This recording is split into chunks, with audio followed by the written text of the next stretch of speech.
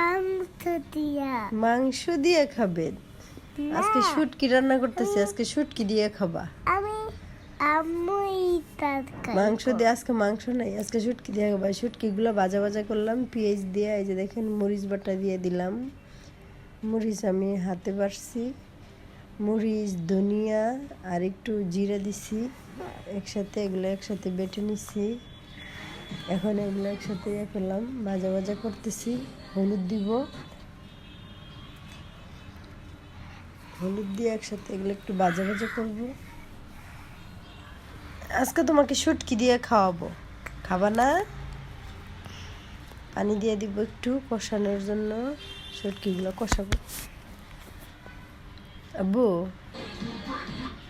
আব্বু বলো, আজকে শুটকি দিয়ে খাবা?